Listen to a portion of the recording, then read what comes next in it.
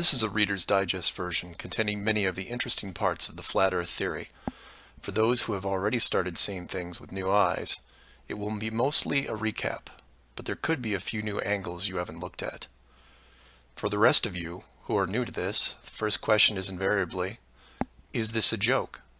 Because it's a joke, right? And that's where we start, because it's one of our two basic childhood facts.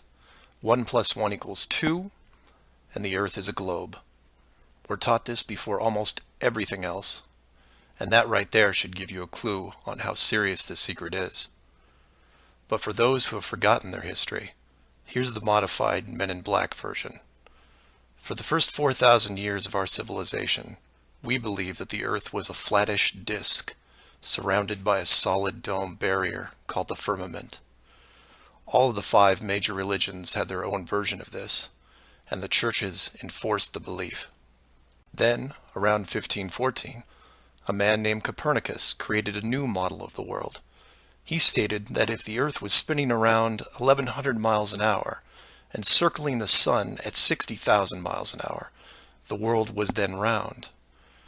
And while the math more or less worked, there was a problem. It was 1500, and the technology to prove such a theory wasn't there. The first balloon to carry people wasn't invented until 1760. Sailboats were the only travel over water, and the fastest thing on land was a horse. But the new worldview was promoted and took hold. The religions adapted to handle the new reality, and life moved on. More importantly, the globe model was quickly introduced into the education systems. Over the next 500 years, the challenges to this model faded, to the point where the globe was accepted as universally as physical laws such as gravity. Read that again if you didn't absorb it. For 20 generations, people believed that the Earth was round because there was a globe in every classroom they sat in. There was no proof.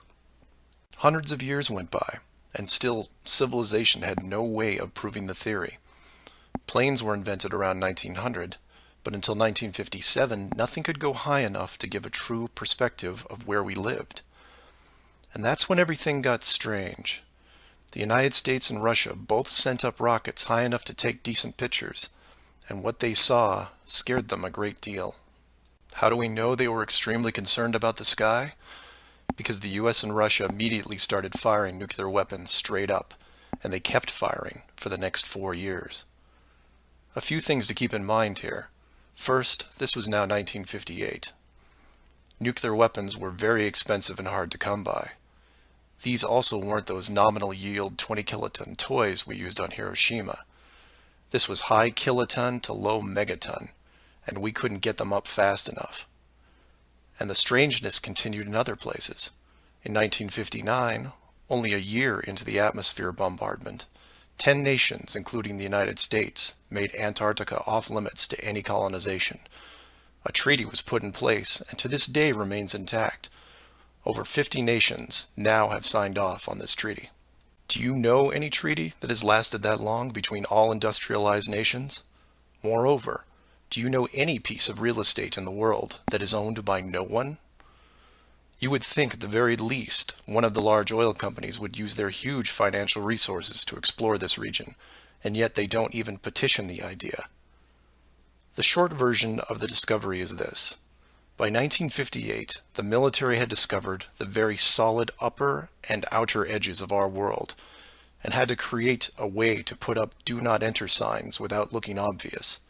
It was tricky, but if there is one thing I have learned about the authority, it's that nothing is left to chance. Most of the work had already been done for them, so their job was primarily in the details.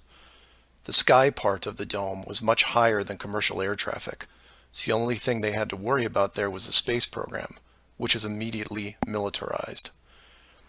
The outer border had the natural benefit of not only an extensive ocean, but a scaling decrease in temperature and a steady increase in iceberg frequency to discourage ships, all leading to a permanently frozen landmass that could not be used for any form of agriculture. This ocean and ice layout had worked well for thousands of years because the technology of the current civilization didn't evolve quickly. Sailors avoided cold weather seas whenever possible, and oxygen levels get low enough to harm people, even on high mountains. The brilliance of the design comes in the simple fact that human males are corrupted by power. Corruption so total, in fact, that they would rather hide the world itself rather than risk their power on it. You could theorize that kings and popes were told of the world a long time ago. Maybe an ancient scroll or book. Perhaps an interdimensional being told the tale of what the world looked like. But this was all but dismissed, because even the most powerful leaders of the day couldn't reach the borders. And if they couldn't, what chance did the general public have? It's one thing to be told of the giant impenetrable dome, but it's a whole different animal when you finally stand right next to it. Then the tough decisions have to be made. Do we keep the secret? And how far are we willing to go to keep the status quo? Once they decided to keep the secret, no expense was spared. The rapid progression of rocketry science had to be addressed quickly, and so the moon missions were created. Matt from the NASA channel was right in his thinking that you needed the moon mission event to stage a picture of the Earth from deep orbit, and that couldn't be more true. Establishing NASA as the frontrunner of space exploration also diverted people who would have otherwise created their own space companies for profit. The best engineers, technicians, and pilots were recruited to the NASA space program. Once there, they were compartmentalized on a need-to-know basis. The astronauts know of the deception and are sworn to secrecy under the penalty of whatever motivates them. Private space programs are discouraged, sabotaged, or absorbed into the NASA fold. Private sector spacecraft are just not going to be allowed for several reasons. The most obvious is the collision with the dome itself. The telemetry data from such a mission would show an impact failure at a certain altitude, and if repeated, would raise questions NASA just isn't prepared to answer. There are 3 perpetual questions about our world that can't be eliminated, but avoided at all costs. These are the questions you should ask yourself and others if this protective layer is going to be lifted. I'd like to preface this with a thank you to Max Malone, a conspiracy hardcore who has a knack for boiling down debates to a single paragraph whenever possible. It was he who said, after over 50 years and thousands of hours of space travel footage, both by NASA and other countries, there is no exterior shot where the astronaut completes the simple act of panning the camera 180 degrees, let alone a full 360-degree sweep. This has never happened on any moon mission, exterior space station, nothing, ever. Statistics will tell you that this would have already happened by accident years ago, but it hasn't, and it won't. This is because of the rule they cannot break, the same rule that applies to television set shows that never show the fourth wall.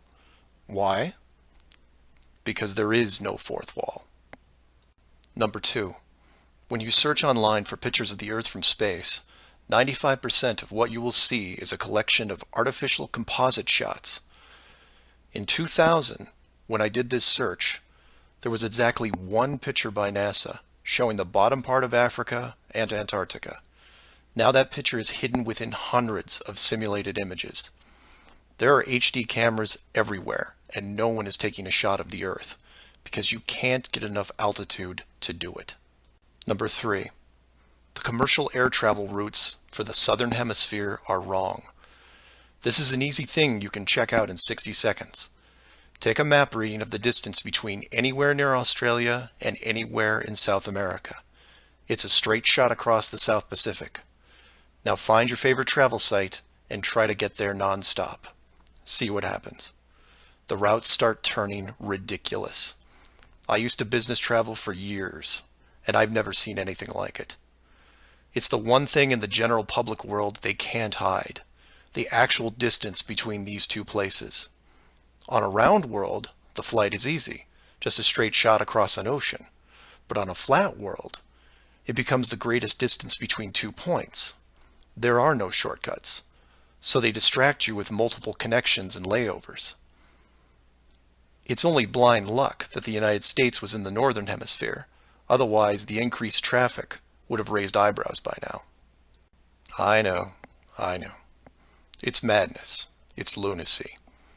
There are people who will tell you straight to your face that all the leaders of the world are lizards, and yet these people laugh out loud when you say the words flat earth.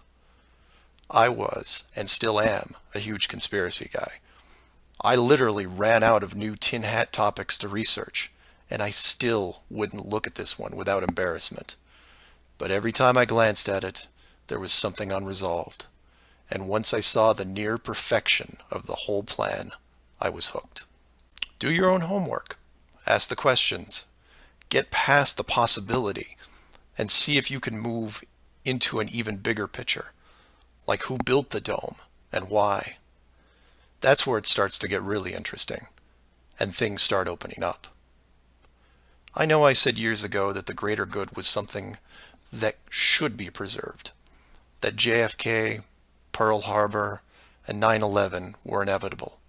I still believe it, and I understand the decisions. The globe illusion, however, has run its course over the last 500 years. It's time to start again.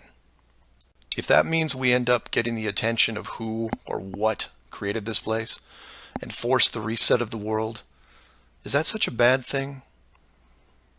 I've put some links in the description that you might want to check out, like the current map projections used by the USGS, the United Nations logo, the Flat Earth Society, high-altitude nuclear tests, the Antarctica Treaty, among others. I'm not allowing ratings or comments on this video for several reasons. One, this topic seems to bring out the worst debates because of the initial denial. That, and I've seen dedicated trolls on the Flat Earth Society website who show up every day and say the same thing to new forum members. It's a joke. It's not serious. Nothing to see here. Kind of strange that there are full-time trolls on a site that has less than 500 members worldwide. That being said, please feel free to contact me at msargent23@comcast.net, or heck, just call 303-494-6631. I know no one uses the actual phone anymore, but I'll answer what I can. Flat Earth Clues Part 1, The Empty Theater. This is part of a series of clues that can help you get your head around both the design of the flat Earth system we live in and who has been involved in the deception to hide it from you. The clue you have to look at is built upon another conspiracy that has been around for decades, namely the space program. Most of those watching this are aware of the varying theories revolving around NASA, the Apollo program, the space shuttle, the International Space Station, and so on. The clue itself isn't based on one of these highly debated topics, but the lack of one, more specifically, motion pictures based on actual events. This, like others in the series, is something you can check out for yourself. Everything you need to reference this is online. To begin, think of all the movies involving space travel that you've seen in your lifetime. You'll start with the obvious: Star Wars, Star Trek, Alien, just to name a few. In fact, if you go through your own personal list, you could probably come up with over 100 different off-world movies without breaking much of a sweat. That part is easy. For the second group, try to come up with space movies that aren't fantasy-based. You'll get a list that has Red Planet, Gravity, Mission to Mars, 2001, things like that. These films will usually take on a not-so-distant future theme, and where we could be down the road. And it's still a pretty good-sized list. These first two groups of films are encouraged by the authority, because they reinforce the globe model through assumption. The entertainment system demands that the globe view and solar system concept is a given. Therefore, the actual worldview must also be true. Or to put it another way, if you're using your suspension of disbelief as you watch a movie like, say, Gravity, then subconsciously you're reinforcing the movie right on top of the real world. The more of these movies you watch and enjoy, the more the lines blur between what you want to believe and what you actually know.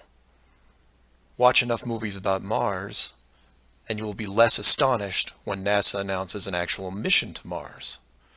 Same with the Moon, other solar systems, and so on. Releasing the movie 2001: A Space Odyssey in 1968, right before the actual moon missions, was no accident. It took the greatest director of all time 5 years to make, and several people who saw the theater screenings claimed that many military groups were listed in the credits, only to be removed years later. But 2001 is just a side note of this clue. For those who really want to dig into Stanley Kubrick's hidden vision, I highly recommend the documentary Room 237. A link to it is below as well. Now you are aware of the first two groups of space films. There are those that contain generous amounts of fantasy, and those who try to paint our near future. These two groups are easy to find. The third group is a challenge, and again, that's where things get interesting. The moon missions concluded in 1972, and even though it's still considered the greatest achievement by mankind, no fact-based movies were made regarding it until The Right Stuff was released in 1983. Now you might say that it had only been 11 years, and maybe it was tough to get the rights, and so on. But that's not what made the film interesting. The movie ran extremely long for 1983, coming in at 3 hours and 12 minutes. It was an exhaustive look at the astronaut selection process, the competition, and the training facility itself. But when the credits rolled 3 hours later, chronologically, they had only gotten to the low Earth orbit missions. Just for fun, Google The Right Stuff movie and see how many spacecraft you can find. It won 4 Academy Awards and did a great job at the box office, but the Apollo missions were never touched. The only other major motion picture that involved the actual moon program was Apollo 13 in 1995, a full 12 years later. Apollo 13 only covered a single moon orbit and no landing or close-up reference to the previous missions below them. And after 1995, that was it. Nothing. Hollywood is known for leaving no stone unturned, with reboots and sequels to nearly everything.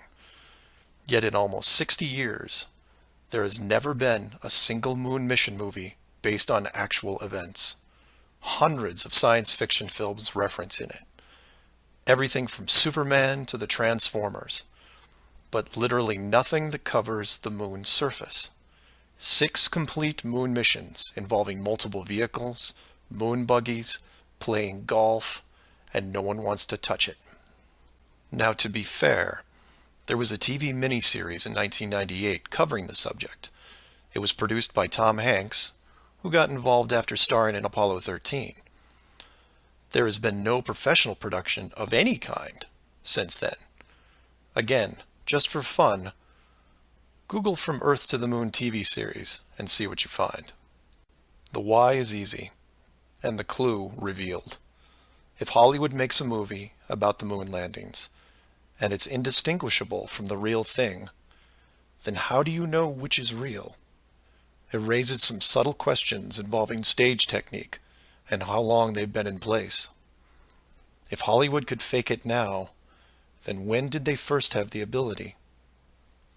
There is one other movie which stands out, and I mention it because I can't believe it ever got made, is Capricorn 1. The film's plot involved the faking of a Mars mission and how it could be accomplished. In short, it's part of the Conspiracy World Bible. I highly recommend it, and the link is below. To summarize, all space movies are encouraged by the authority, except for the ones that are based on actual accounts. Those are not allowed. The moon program has been buried in entertainment because the moon cannot be reached. It's either outside the barrier or just a highly rendered image, like any planet you see when entering a video game. The world is flat, and this is just one clue. So do some of your own research and ask questions. Please feel free to email me at msargent23@comcast.net or 303-494-6631.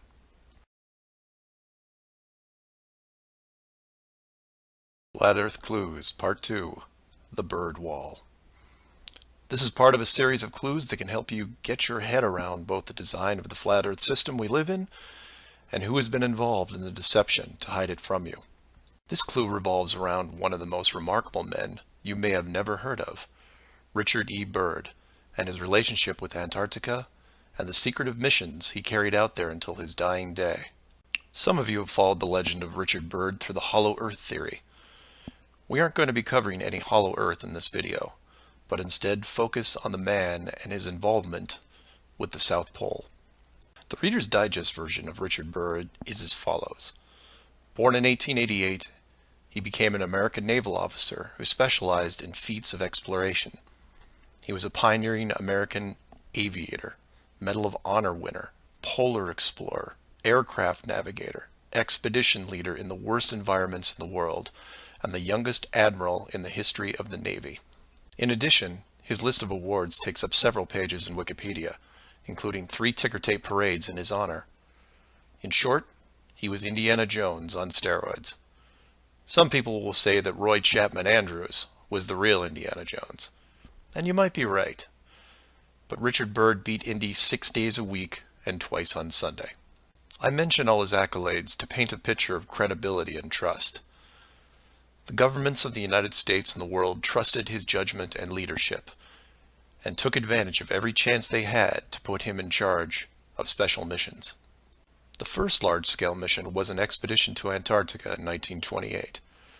This was noteworthy because even though he had just flown over the North Pole in 1926, all expeditions from 1928 on were focused on the South.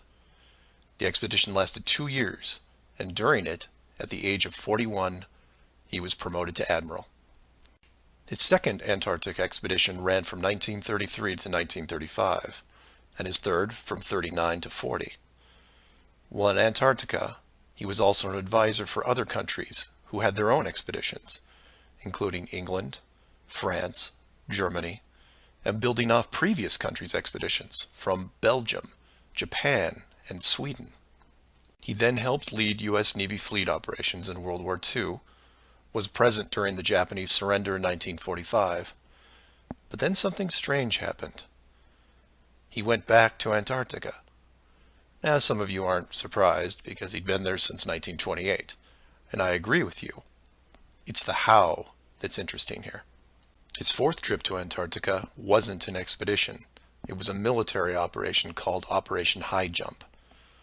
Commanding an entire aircraft carrier group that included 13 support ships, Admiral Byrd led 4,700 men to the South Pole, for reasons that are still shrouded to this day.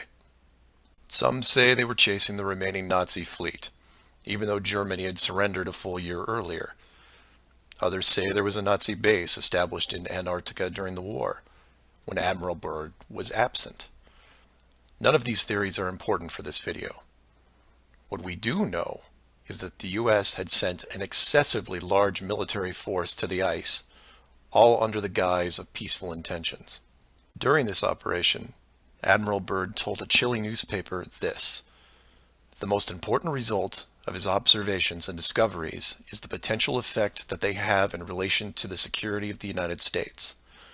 The fantastic speed in which the world is shrinking," recalled the Admiral, "is one of the most important lessons learned during his recent Antarctic exploration. I have to warn my compatriots that the time has ended when we were able to take refuge in our own isolation and rely on the certainty that the distances, the oceans, and the poles were a guarantee of safety." After the operation, Admiral Byrd toured the States and gave interviews, the most interesting of which is a national television show in 1954 called The Long Island's Chronoscope. A horrible name, but a decent show. I've added a segment of it at the end of this video and linked it in the description. During this television interview, he first spoke of an area beyond the South Pole as large as the United States, which no one had set foot on yet.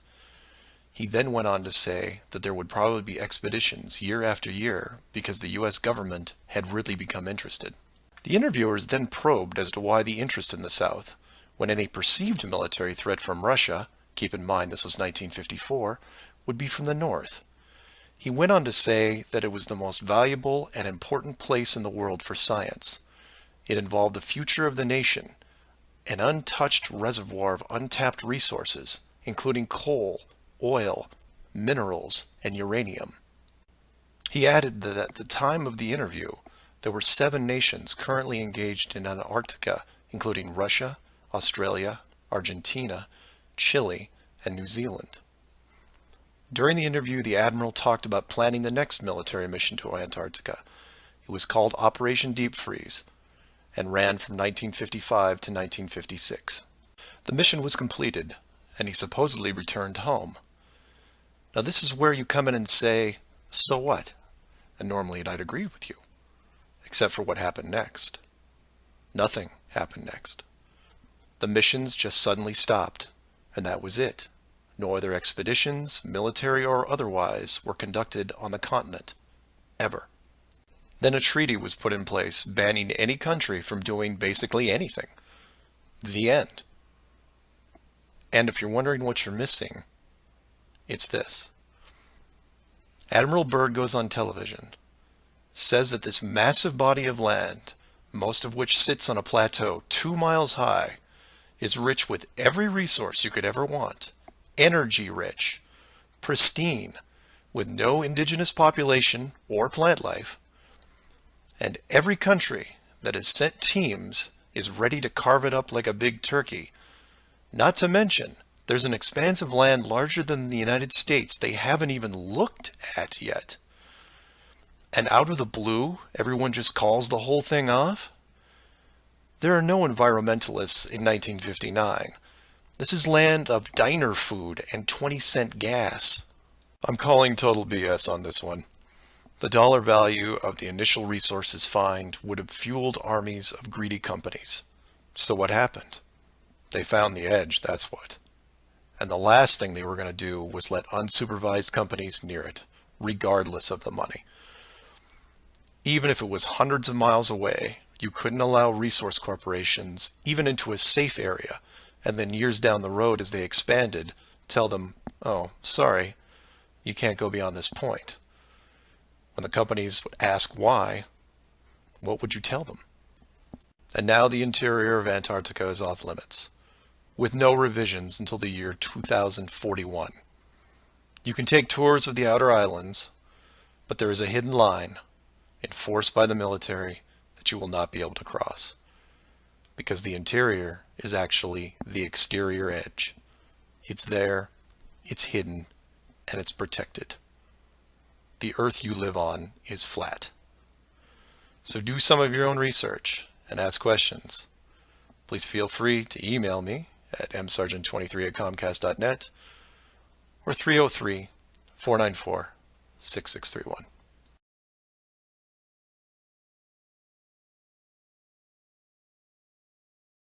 Our very distinguished guest for this evening is Admiral Richard E. Byrd. The North Pole used to be a no man's land, but these are the days when, by buying a ticket on a commercial airliner, you can fly across the North Pole and drink a cocktail at the same time. Yet only 60 or more years ago, about 35 years ago, our guest tonight found out whether there was any land north of the North American continent. He made that first discovery flight, and I must say that Admiral Byrd, our guest tonight, is not only our greatest living explorer, but he's been an inspiration to countless Americans. Admiral Byrd, you've been to both the North Pole and the South Pole. Is there any unexplored land left on this earth that might appeal to adventurous young Americans? Yes, there is. And not up around the North Pole, because it's getting crowded up there now, because they find out it's really usable, not only to live in, but militarily. But strangely enough, there's left in the world today an area as big as the United States that's never been seen by a human being. And that's beyond the pole on the other side of the South Pole from Middle America. And I think it's quite astonishing that there should be an area as big as that unexplored. This is a tremendous So challenge. there's a lot of adventure left down at the bottom of the world. Admiral, an expedition to which I believe you're the advisor is now en route. What is that expedition doing? Well, that's the icebreaker Atka, and it's a reconnaissance expedition. It's going down to the South Pole area to make certain observations and to look for some bases. They will be back in April, and they will report back and upon the information we get from that undertaking, we will base the bigger expedition that's to follow. Is that very definitely planned, or is that... that is being planned right now. So I'm willing to say to you that there will be a number of expeditions that will follow, I think, year after year, at the bottom of the world, because the government has really become interested. Well, Admiral Byrd, I can understand, I think everybody can, the interest in the North Pole because it's so near our greatest challenger, Soviet Russia, but why this interest in the bottom of the world? Nobody living down there, is there? No, it's pretty cold. There's only one permanent resident, that's the emperor penguin. The little ones live further north. I tell you one reason they're interested. It's by far the most valuable, important place left in the world for science. That's why the scientific groups all over the nation are really interested. But more important than that, it has to do with the future of the nation, those to come after us, or even during your lifetime, because it happens to be an untouched reservoir of natural resources. And, you know, as the world shrinks with an ever-increasing acceleration, far-flung places, once useless, like we thought the North Pole was, and no man's land, become very useful. The bottom of the world will be important, not only to us, but to our allies. I was going to ask you, does it have military importance? It has some, and as the world shrinks, it will continue to shrink with an ever-increasing acceleration, thus bringing these places closer. And in the future, I can see a time when it will be very, very important strategically. Well, has the development of air power increased the strategic importance of places like the very much Palmer so. Peninsula, we'll say? Very much so. Even now, if anything happened and we lost the Panama Canal, we would have to control the islands just north of Antarctica, which are part of Antarctica. Then between there and Cape... Admiral, you speak of the resources of Antarctica. What are they? What are the natural resources there? Well, we've found enough of coal within 180 miles of the South Pole in a great ridge of mountains. It's not covered with snow, enough to supply the whole world for quite a while. Well, that's the coal. Now, there's evidence of many other minerals. We are pretty sure there's oil. Now, that coal shows the bottom of the world. Now, by far the coldest spot in the world. Where that coal is gets 100 below zero in the winter. Well, it was once tropical. So we think there's oil there, and there's evidence, probably uranium there. is it any secret, is there uranium there? That would be the only thing that would be practical to actually go after, I suppose. Everything else would be economically unfeasible, wouldn't it? Well, as we recklessly expend our resources, the time will come when we'll have to go after that stuff down there.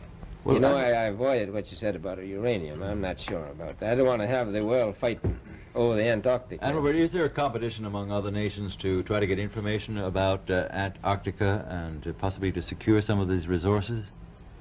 Well, yes. There are now 7 nations very much interested. Russia is interested tremendously. That I'm sure of. Australia has an expedition down there. The Argentine, the Chile, New Zealand, Britain, and so on. Now, you can understand those people down there being interested because they live down there, the New Zealanders, the Argentinians, the Chileans, and Australians.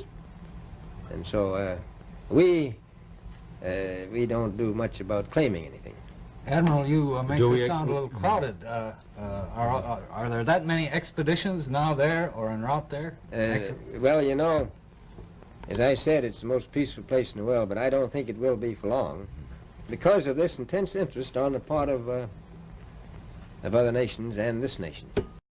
Flat Earth Clues, Part 3, The Map Makers. This is part of a series of clues that can help you get your head around both the design of the flat Earth system we live in and who has been involved in the deception to hide it from you. This clue looks into the USGS, otherwise known as the Map Makers of the World, and a few surprising things that they and others have in common with the flat Earth idea.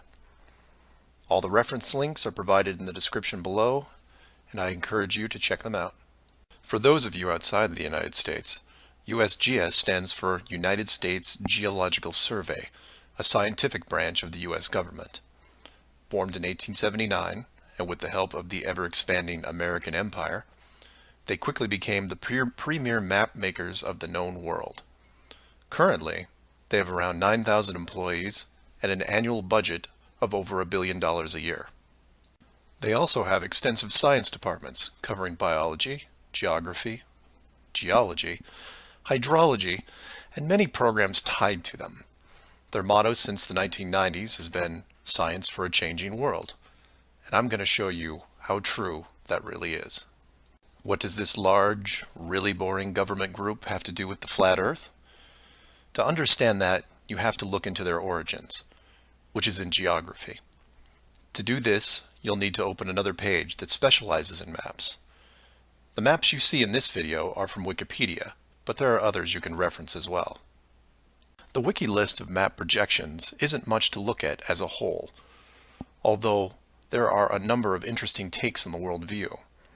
Not only do they have just about every perspective when it comes to the land we live on, but some detailed information on where the map originated, including name type, the origin or creator, and the year the map perspective was proposed.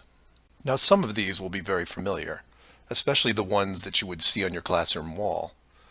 There are a number of variations here, but the one that has been debated on recently would be this one, the Gauls-Peters, which accurately shows the size difference between the continents, the most obvious clue being that the white continent of Greenland is actually tiny compared to Africa.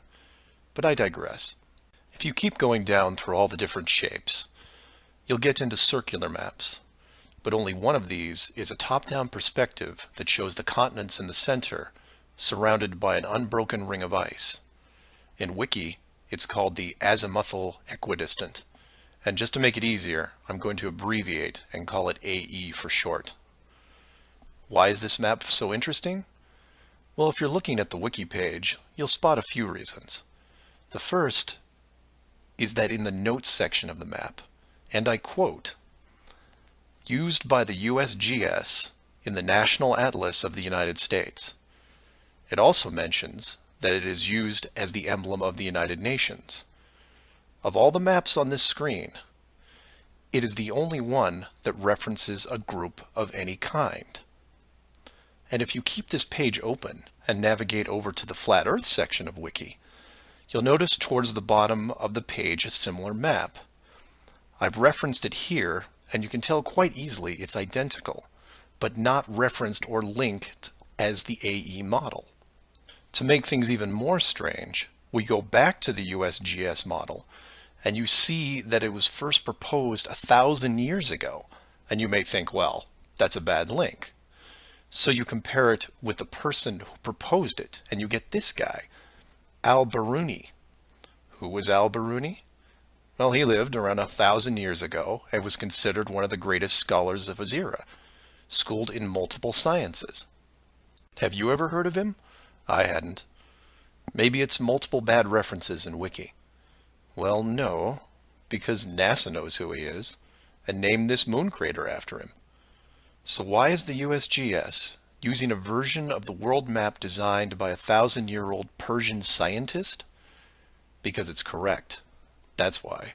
So to be clear, let's compare them again. The United Nations flag, the USGS official map of the Earth, and the Flat Earth model. All identical, but one isn't recognized and instead ridiculed as an outdated look at the world. And this is one of those political quandaries that the authority gets stuck in. The short version is this. The government is on the same page as the flat Earth, but they can't admit it, even in confidence. We know the Earth isn't flat, they say, but it really is. We know you use the same map as we do, but ours is just an image. And anyone who says differently is obviously crazy. It makes you wonder how long the USGS has been using that model as an official reference. The United Nations started using it for their logos in 1945, and then made some final adjustments in 1947.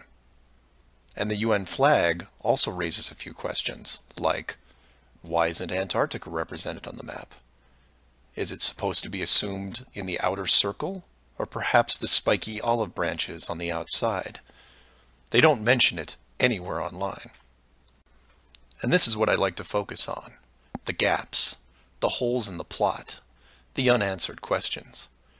The USGS using the same map as the flat Earth, but not saying why, not recognizing it, or that you can't link the very same image from the Flat Earth Wiki back to the actual AE definition of the projection.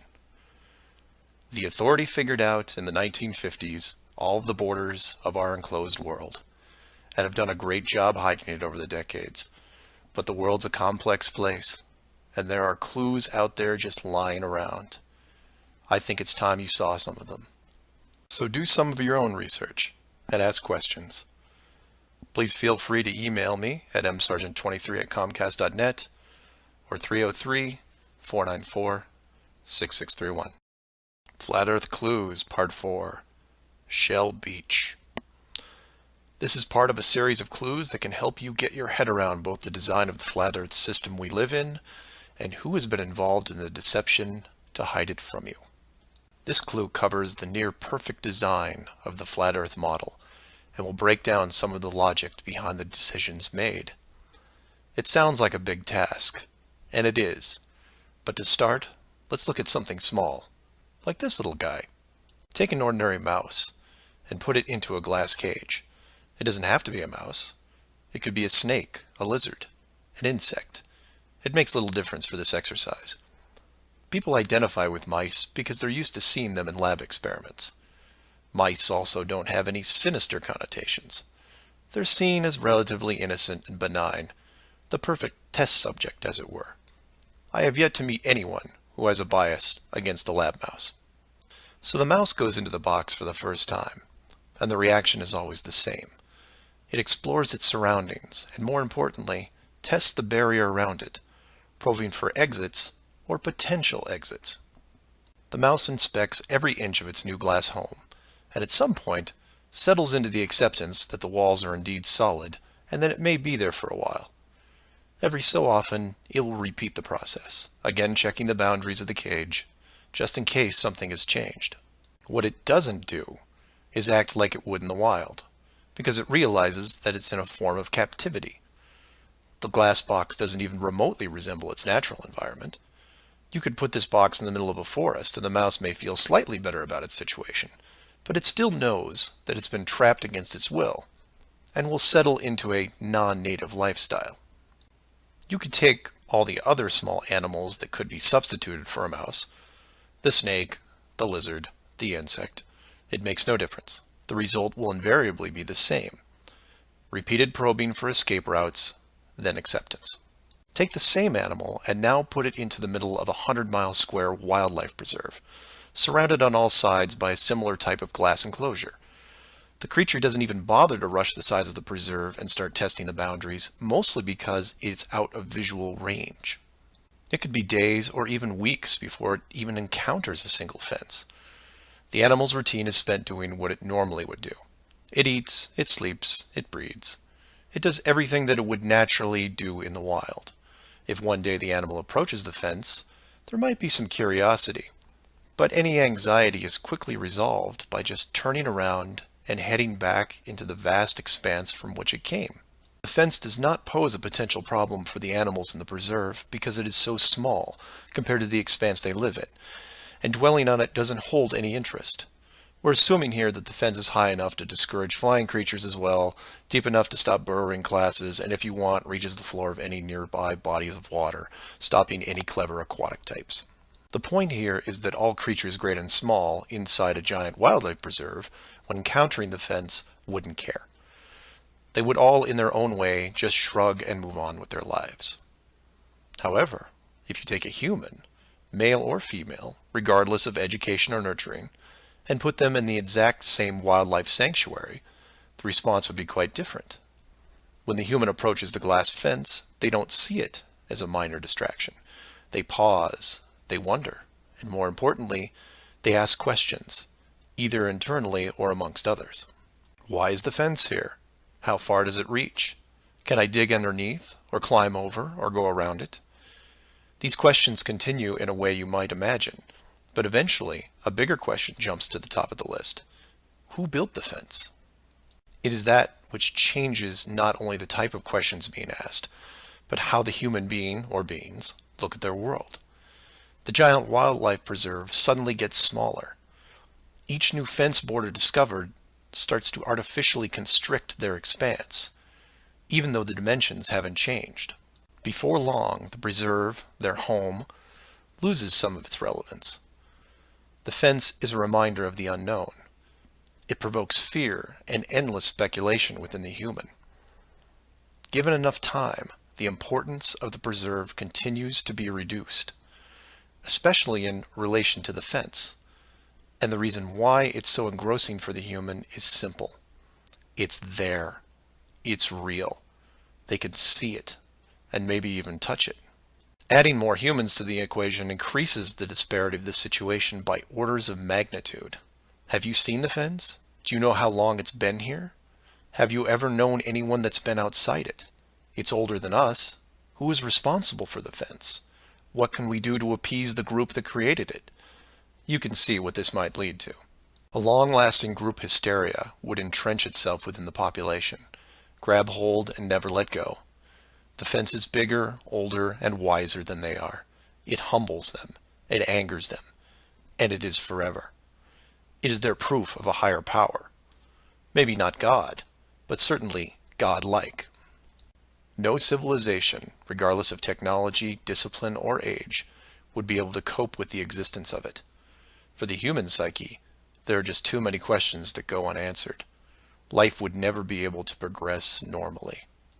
To summarize, a garden variety wildlife preserve would work for 99.99% of all the world's life forms. For human beings, however, you would need to make some modifications, or really just one big one. So let's take a look at a few examples of how this could be accomplished, and from there expand it. The first failed example can be seen in the 1998 movie Dark City. This is a good starting point to get you in the right mindset. The premise here is that an advanced race creates a small flat Earth area, complete with a traditional dome. The design, however, is initially flawed in that they built the city all the way to the outer edge, leaving no room for error. To compensate for this, they altered the memories of the human population on a regular basis, therefore repressing any long-term investigations. However, in movies, there are always anomalies, like the police officer who realizes that even though he remembers visiting a place called Shell Beach, there is no way to reach it, because Shell Beach is outside of the flat world and never existed. He just keeps going around the circular city that has no exits. In the end, another man, the hero of the movie, makes it to the edge, steals the advanced race's power, and creates an ocean, which really should have been there in the first place. Move from there to a movie released only 4 months later called The Truman Show. Inevitably, all flat earthers have to take a hard look at this movie from a technical point of view. The movie follows the same lines as Dark City, but in a much more relatable premise, that of a giant television stage built so that the outside world can watch a person go through his life without any knowledge that he is living inside a flat world, surrounded by a physical dome. The movie is interesting on several levels, including construction. Using their existing model of a small town, bordered on one side by a large lagoon and wilderness, and the other a seemingly expansive ocean, while better than Dark City, still had its flaws. For one, it was less than 20 miles across, and even though Truman's desire to explore was repressed, there was still a chance that he would venture to the outer edge, which is where the movie ended. But for the most part, it worked.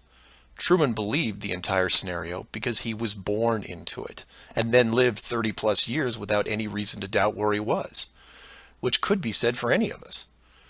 If it wasn't for the, and we'll say movie mistakes, that the studio fell victim to, then the show would have never ended. And this then raises hypothetical scenarios like, how many kids like Truman could you have raised inside that dome? 10? 50? Now, logistically, you can see how it might be problematic in keeping tabs on that many kids, especially as they got older. But with enough sleight of hand, it could be possible. A fictional situation just like that was made into the 2004 movie, The Village.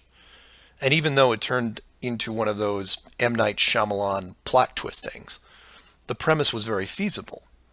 A wealthy group of idealists buy a large parcel of land in an existing wildlife preserve, create a small town from the 1800s, and raise children there. They pay off government officials to keep planes far away and spread a myth that monsters live in the forest. As far as the kids are concerned, they actually are living in a small Pennsylvania town in the 1800s. And being born into it, why wouldn't they? If the story continued, eventually the elders that founded the town would all pass away, leaving the children to pass on the legacy, free from any burden of guilt that their world was not what it appeared to be. And keep in mind, this was done with very little land manipulation and no dome. This then circles back to how many actors the fictional Truman Show really needed to hire. Other than the leads who did product placement, the rest of the town could actually just live their lives like anyone else. Use phone lines to call outside, go to restaurants, watch television at home, and so on. But again, I digress. Assuming the technology was possible, how many people like Truman could you keep in a dome the size of, say, a state that was hundreds of miles across? Probably thousands. If you kept expanding the size of the dome to a few thousand miles, well, then you're talking millions. But when it gets that big, something interesting happens. You don't need the actors anymore. Start it up like The Village, and within just a few generations, everyone is oblivious. And you can leave them to their own devices. Starting to sound familiar? In fact, the larger you make the enclosed world, the less micromanaging needs to be done. It gets easier as it scales up. This brings us back to the missing modification you need for the human race. To keep the storylines consistent and remove all the hocus pocus of monsters in the woods or that you can't get to Shell Beach, you place in gradual negative reinforcement, one that creates an illusion of choice. Say, for example, that Truman went out in the sailboat the same as before, but this time the dome was twice the size and the simulated ocean far larger. How far would he travel before getting hungry, thirsty, or tired? The movie ending is then in doubt. And if you compare this scenario where you are now, then you start to see it. Look at the flat Earth map again. Continents grouped in the center, surrounded in all directions by hundreds of miles of salt water. Think about how much further ancient ships would have traveled if you could drink what you were sailing on. As you move closer to the edge, the temperature starts taking a nosedive. Then you start seeing icebergs. If that doesn't stop you, then you run into what we call Antarctica, which is a steep climb 2 miles up with no plant life or indigenous livestock animals. And if you had the wherewithal to make it that far, you would still have hundreds of miles of endless ice and snow. It's easy to see why so few people have gone the distance. Compare this to the upper ceiling, which is much easier to maintain. You simply decrease the oxygen rates so that every 1,000 feet up, it gets more difficult to breathe. This slows down exploration over mountain ranges and discourages limited control flight, such as balloons. Also keep in mind that the dome itself doesn't have to be that high in relation to the outer ring. With commercial aircraft capping out at 10 miles and rockets less than 400, the dome would actually look more like a stadium roof, depending on how you wanted to display things like the sun, moon, and stars. An enclosed world with these type of safeguards would be able to sustain an unknowing population for, say, what, 4,500 years? Then you could artificially introduce a globe model into the scientific community, before the civilization technology reaches a point that could lead to discovery. And 500 years later, here we are. A civilization inside an amazing structure, doing what we would naturally do, while the authority stands by the gate and fears the consequences if we ever found out for ourselves. So do some of your own research and ask questions.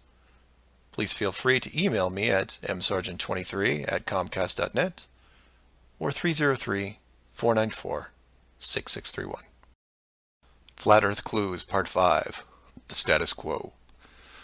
This is part of a series of clues that can help you get your head around both the design of the flat Earth system we live in and who has been involved in the deception to hide it from you. This clue covers the inevitable and sometimes frustrating question of why the authority would go to all the trouble of hiding the flat Earth.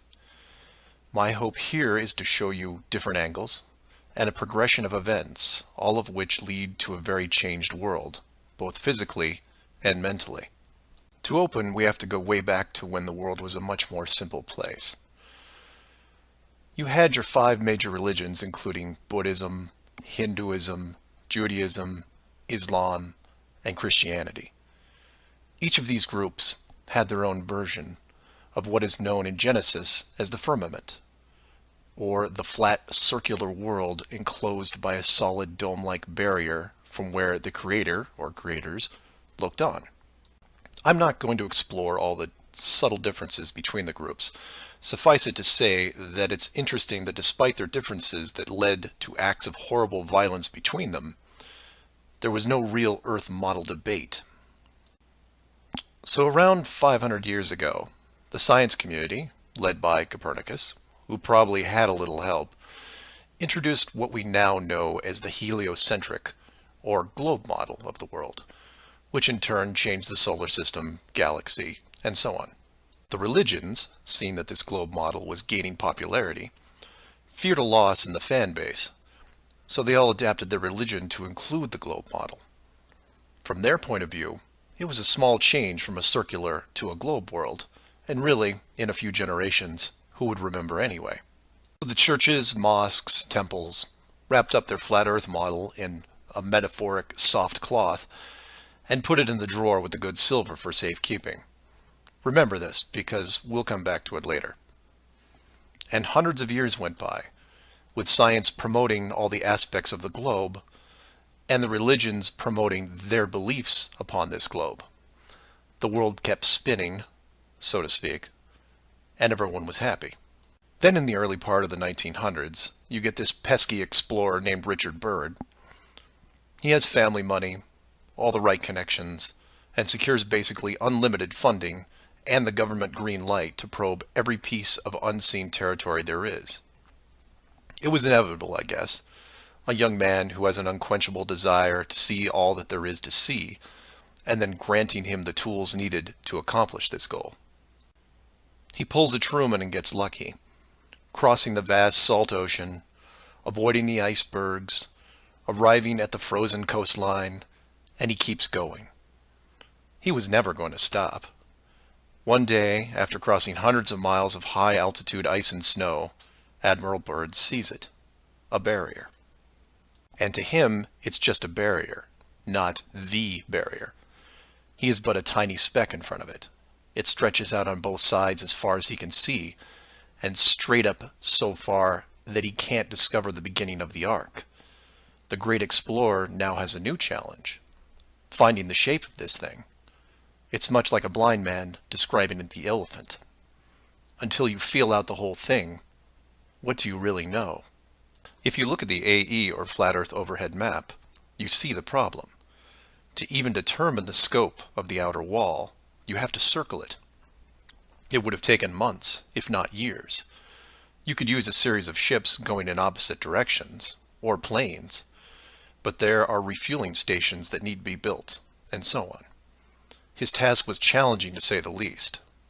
Admiral Byrd kept laying the groundwork of the Great Discovery until his eventual death in 1957. A year later, the United States and Russia found the upper edge. From there, the math was easy. And moreover, you could actually see the real world. Then, of course, there is the decision, or deception, depending on how you looked at it. the authority made the call to hide the actual shape of where we live, then sealed off the outer edge from prying eyes, and created the space program not only to reinforce the globe model, but to control it. There was really only one reason they cared about this, and it takes a while to process. So let's look at the immediate effects of actual disclosure and work our way up to the authorities' biggest fear. For this exercise, we'll look at releasing the news today instead of, say, 1958.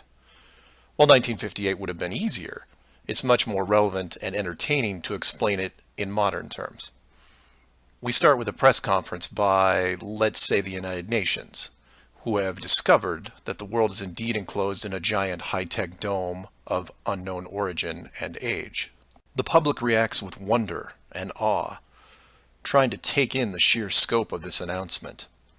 Facebook crashes, Twitter crashes, entire mobile networks crash. It's like hitting a beehive with a sledgehammer.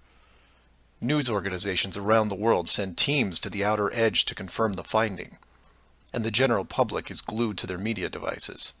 That's the good news, the excitement, the revelation, the positive shock. Then the bad news starts coming in waves, some of which you might not expect. The first is the immediate disbanding of NASA and all other world space programs, for obvious reasons. Most governments will secretly pardon these groups and keep them immune from class action lawsuits, the lawsuits themselves coming from NASA investment groups, claiming fraud. Regardless, everyone at NASA, despite their good intentions, is out of a job overnight. And this is where you would say, good, they deserve it. About time they stopped lying to everyone. Oh, but it doesn't stop there, because every contractor and subcontractor that are exclusively tied to NASA, they have to shut down as well. Fine, a few thousand jobs lost, no big deal. And the ripples continue to spread, some bigger than others. Observatories all over the world closed their doors, and the reasoning is this. If you've been looking at the ceiling for decades and couldn't tell it was a ceiling, then what good are you? Every university in the world that has an astronomy or astrophysics program, well, they don't anymore. Stephen Hawking, his book writing days are over. Carl Sagan, no more Nova in syndication, I guarantee it. Those professors are going to have to retool their skills and be prepared to answer one giant question. How did you not see it? Weren't there clues? People start finger pointing, and it will continue for years. And still my fellow flat earthers will say, well, hell, that doesn't sound too bad. So some nerds around the world lose their jobs. So what? You don't get off that easy, is what? Finger pointing at the now defunct NASA will then turn to finger pointing at the government, who directed the whole thing. This is where we run into some dangerous ground, involving things like the Ark of the Covenant, the Holy Grail, and the Ring of Power. And you say, you lost me. I was with you until you started bringing up religious artifacts from movies. And you're supposed to be lost. Of the 5 major religions we mentioned earlier, those being Buddhism, Hinduism, Judaism, Islam, and Christianity, none have been able to produce a supernatural object over the last 5,000 years. And trust me, it would be beneficial to do so. The Ark of the Covenant would benefit Judaism, the Holy Grail Christianity, and the Ring of Power, well, that benefits someone else. Maybe I'll leave alone for now. The point is that all religions are actively seeking their leverage against science. You've heard of the division between church and state. Well, here it is. Advantage church. The barrier becomes a giant religious symbol, and since it is backed by the Big Five, it also becomes universal. The Big Five then go into their drawer with the good silver and pull out this belief that was forgotten but not lost, and say, we knew it all along, and science lied to us. Temporarily, all religions unite against science, who has been only moderately weakened by the removal of their astronomy and astrophysics divisions. But the public won't care, because they will listen to the group shouting the loudest, and no one yells louder than the church. They will scream with righteous fury that the dome was built by our God, your God. And the people will turn to science and hear nothing but crickets. And that's where the world changes, because in times of great stress, the public will want words. And while religion has no shortage of them, science simply is incapable of taking leaps of faith. I'll take a glass half full approach and say that anyone listening to this is probably an intelligent, rational person, one who can make informed decisions outside of the conventional doctrine. But for every one of you, there are hundreds, if not thousands, of mouth-breathing troglodytes who will not walk but run to the respective house of religion and say, "You were right about this. What else can you teach me?" This is what fills the current authority with pause. The unknown response to that question. Will religion take the high road and work with what remains of science to discover the truth? It's possible, I suppose. It's also possible that religion will combine this technologically advanced society with a revitalized and aggressive doctrine that then transforms daily life into something that makes the book 1984 seem like a Saturday morning cartoon show. I'm hoping that mankind will prove me wrong, but so far, that isn't the case. So do some of your own research and ask questions. Please feel free to email me at msargent23@comcast.net or 303-494-6631. Flat Earth Clues Part 6, Depth Perception. This is part of a series of clues that can help you get your head around both the design of the flat Earth system we live in and who has been involved in the deception to hide it from you. This clue looks into the inevitable design question below the surface, or more specifically, how thick the flat Earth design would need to be. To start, let's quickly recap the design features so far. A basic dome structure made up of advanced high-density material, thousands of miles wide, and at least 100 miles in height. The ceiling of said structure being projected upon by an ultra-high-definition system using super LED technology and a combination of 2D and 3D imaging to simulate all celestial bodies, including sun, moon, stars, and so on. This ceiling is then protected by a scaling decrease in temperature and oxygen levels to the point where human life isn't naturally sustainable above 4 miles. The lower surface of the dome structure consists of an organic layout of continents grouped at the center, ensuring that no land bridge exists to the outer ring. This is then surrounded by hundreds of miles of salt water in order to limit sea travel. The salt oceans are then adjusted with a scaling decrease in temperature as the outer area is approached, to the point where salt water freezes, forming icebergs, further reducing sea travel. The outer ring is then elevated to a height of 10,000 feet, reducing oxygen levels, and a buffer zone of 300 miles is created. This zone is devoid of all life forms that could be used as food, further discouraging land travel. That all sounds pretty good, but we left out one thing: depth. Keeping human beings away from the ceiling is easy, because it requires higher technology. Protecting the outer ring is a little more difficult, but can be accomplished with layers of negative reinforcement. Protecting the actual common ground is a different challenge, because digging is basic. Everyone knows how to use a shovel, and most construction requires a generous amount of digging. In addition, natural resources such as coal, oil, minerals are harvested through large-scale digging operations. So it's safe to say that any human population is going to be digging a lot of holes, because it's easy and it's necessary to continue their way of life. That being said, how thick would you need to make the flat Earth model so that people didn't accidentally dig their way through? You could use the same method as the outside barrier and create a series of undesirable layers, ending in a solid barrier. But the ever-expanding increases in general population would create an unnecessary risk. If the bottom of the flat Earth was composed of, say, an unbreakable material, this would pique the digger's curiosity, and if repeated all over the world, would raise suspicions of design. while a solid barrier works at the end of a frozen wasteland where no one is venturing or allowed, it doesn't do much if it's found in a mining quarry or someone's backyard. For that, you need something that hasn't been used up to this point. A scaling increase in temperature, all the way to an ignition flashpoint and then beyond. Now you will jump in and say, well, of course, we all know that there is molten rock below the surface. We see it in volcanoes and, well, volcanoes. Yes, you do. And we've all seen the cross-section diagram of the globe Earth, which shows ever brighter bands of molten structure and so on, which is why I included the wiki link in the description that covers the official view of the Earth structure. And I quote, "Scientific understanding of the internal structure of the Earth is based on observations of rock in outcrop, samples brought to the surface from greater depths by volcanoes, analysis of seismic waves, measurements of gravitational and magnetic fields, and experiments with crystals at pressure and temperatures characteristic of the Earth's deep interior." In short, they have no clue on what's below them. None.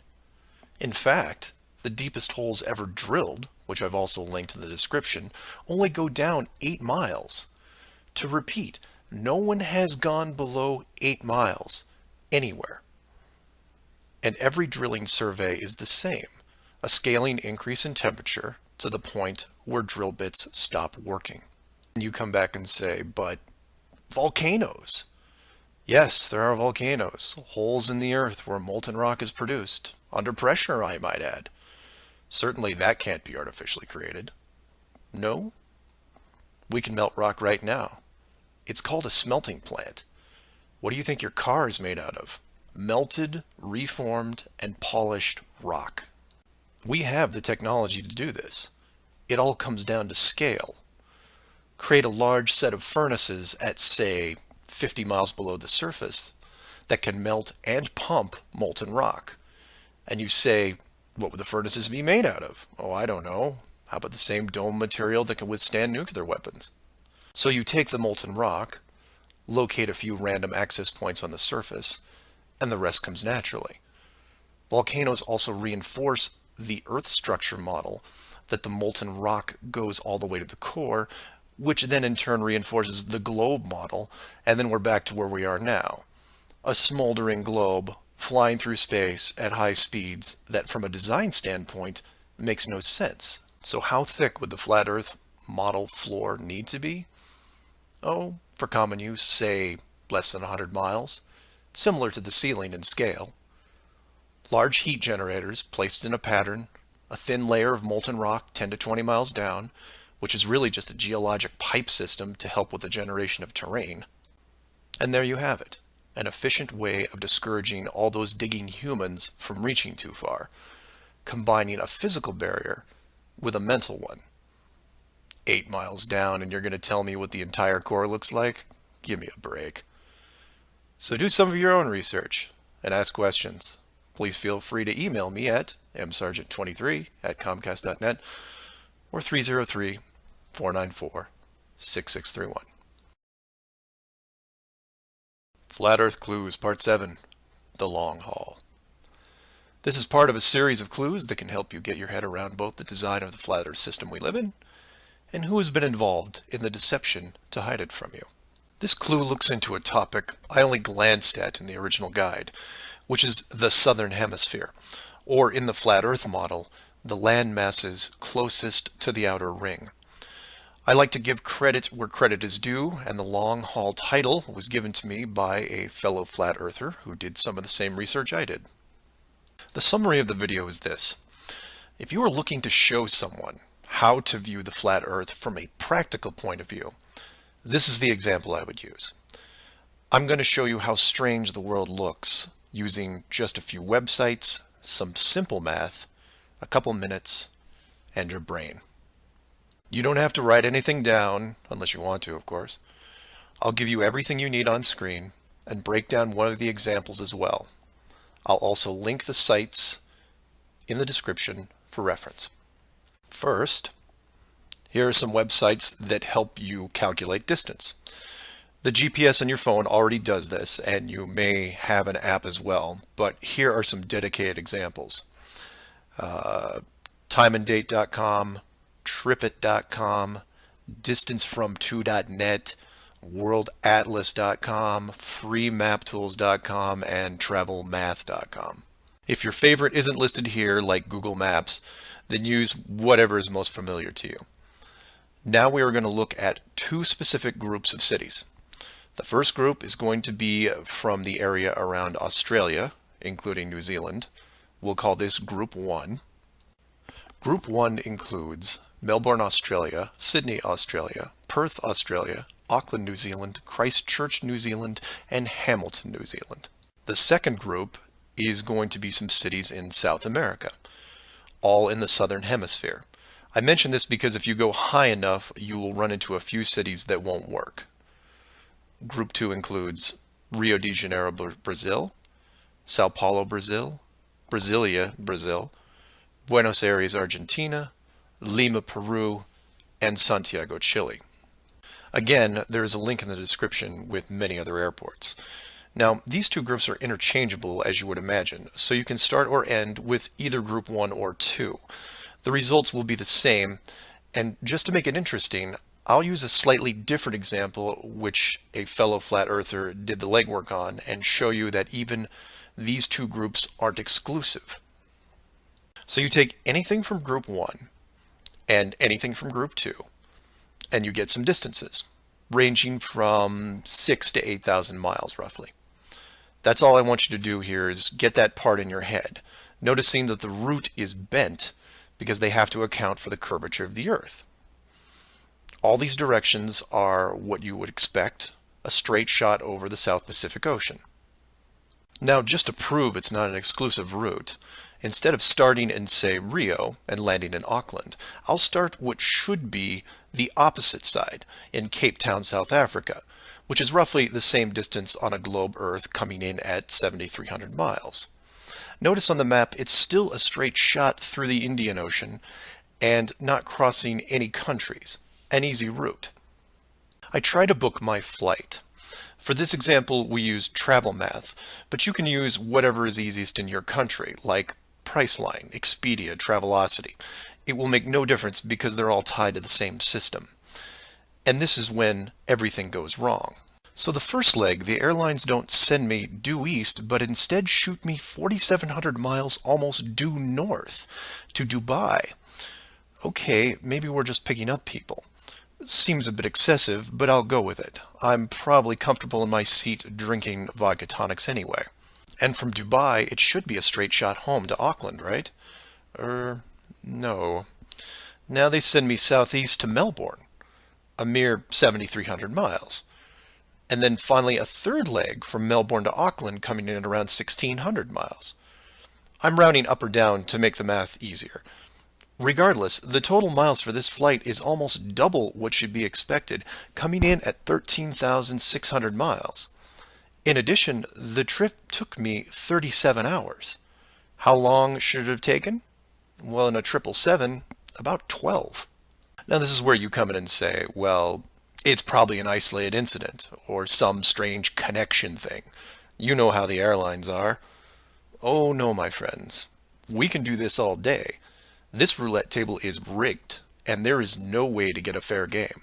The first part of the clue is the utter lack of non-stop flights from anywhere in this hemisphere, which is why I give you multiple cities in each group. And here's the plot hole for you. Flying from international cities like Sydney, Rio, Santiago, or anywhere else close by, you can't get a single non-stop flight, no matter how much money you pay. I tried to do this for an entire night, and it was like playing an online casino game, one that I was losing most of the time. The connections kept coming in like spam windows. Start in Christchurch, go to Auckland. Start in Auckland, go to Sydney. Start in Sydney, go to Dubai or Los Angeles or somewhere else that makes no sense. Some of these connections took the trip over 50 hours to complete. Go ahead, try it yourself. You may find one nonstop. But even then, the strangeness doesn't end there, because the speed is wrong. For reference, I included an optimum cruising speed guide from a commercial pilots forum that lists all the international aircraft used in these routes. A 777, the current state-of-the-art flagship plane, designed for maximum fuel efficiency, has a cruising speed of 640 miles an hour. 7,400 miles comes in at around 12 hours. Try to find this route. It doesn't exist. It can't. The closest I came was a one-connection flight with a 3-hour layover. The total flight time was 20 hours. 20 take away 3 is 17. Not 12. And this might work if the plane was doing, say, 430 miles an hour. But it's not. In fact, the slowest cruising speed I found was an older Airbus just around 593. But this is all just numbers, right?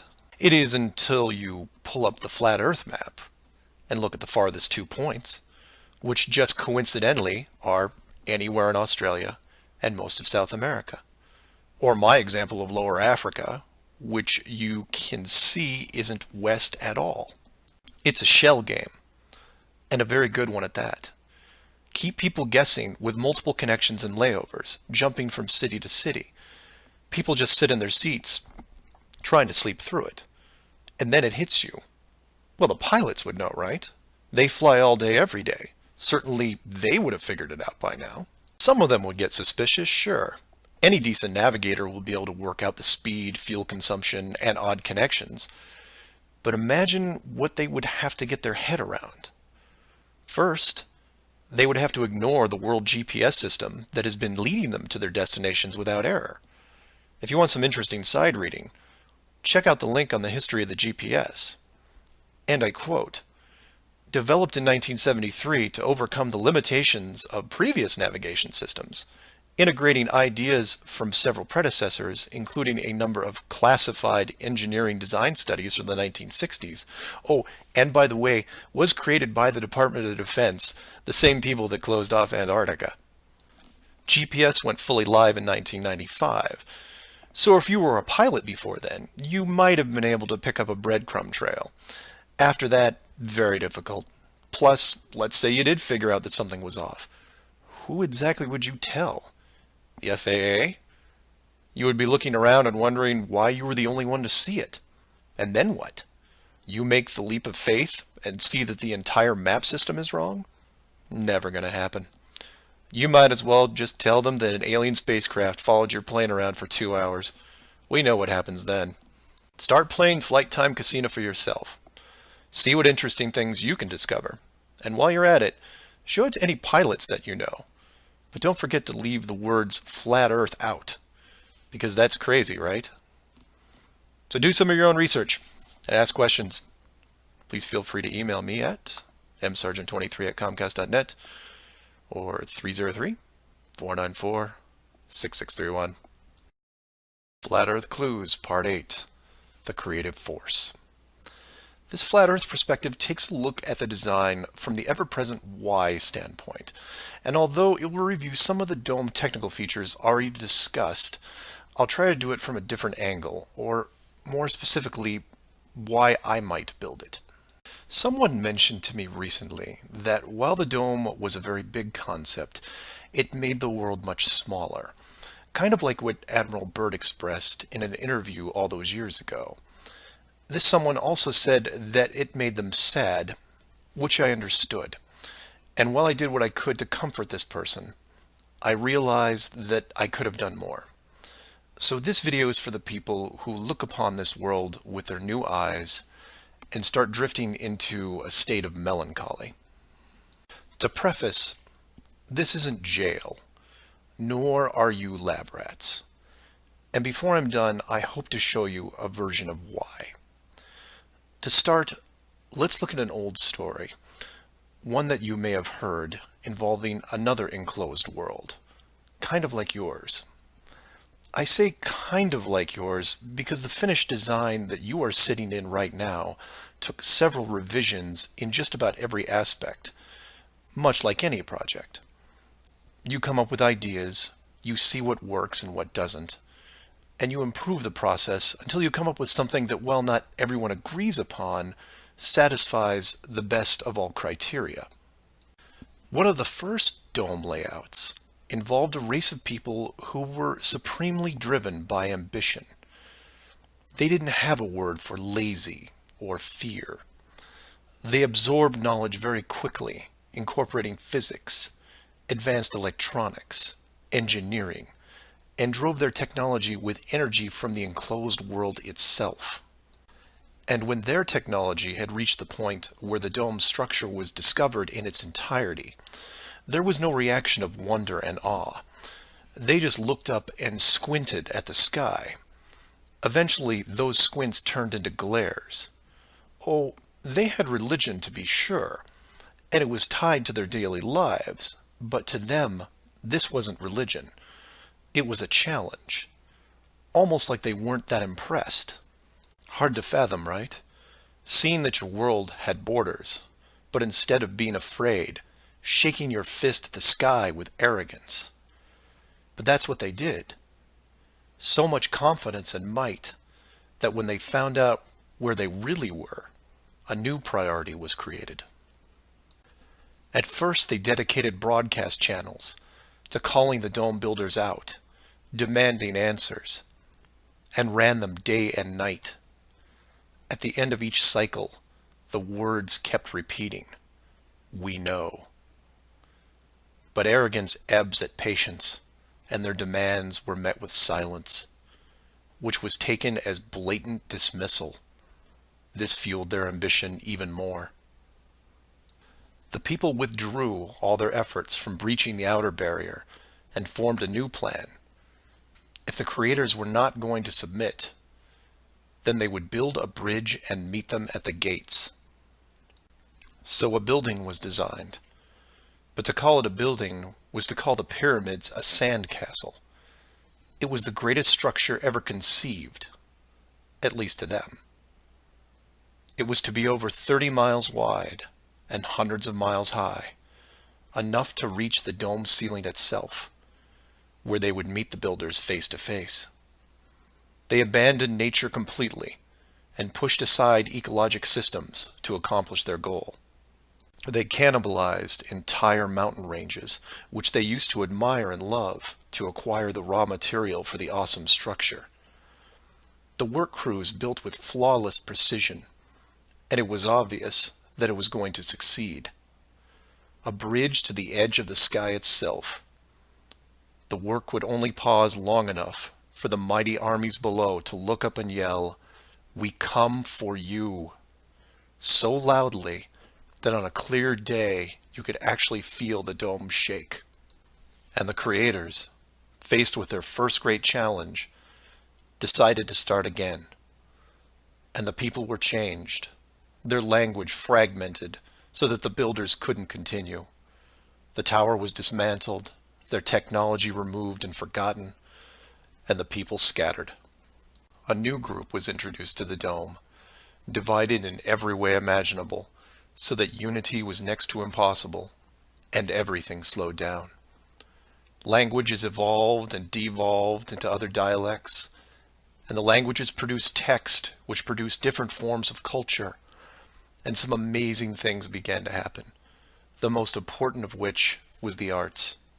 The dome builders saw the artistic pool develop into several distinct forms. Everything drawn in any medium on a flat surface. Everything molded that took on a three-dimensional shape. Everything that produced music. All things that make up the human form and motion. And all the written works. Pictures, sculptures, music, dance, literature, the arts. Driven by passion, it is the very essence of what is good in humanity. Once this was recognized, all dome methods put in place were to cultivate and enhance this process. Land masses were adjusted with geology and temperature to support every kind of terrain, with mountains, rivers, oceans, plains, forests, jungles, deserts, all of it stunning, all of it stimulating the human mind, nourishing it. And the modifications continued, with seemingly endless shades of weather. The sky was overhauled, a moon added, and layers upon layers upon layers of stars, so that one day, when the people were able to see further than their own eyes, there would still be something new to see. And the arts flourished, but there was a cost. The languages and division of cultures had put the population at odds, and wars were raging at regular intervals. The dome builders debated if the price was too high. Plans were drawn up to make more changes, until they noticed that the arts thrived even through the worst of conflicts, producing grace and beauty despite their burning world. It was wonderful and terrible at the same time, and the debate outside the barrier continued to intensify until a majority spoke out and said, "This world is a creative force, and we must see what it leads to. The barrier must be hidden at all costs." So the globe model was put into the population, and both science and religion adapted to it.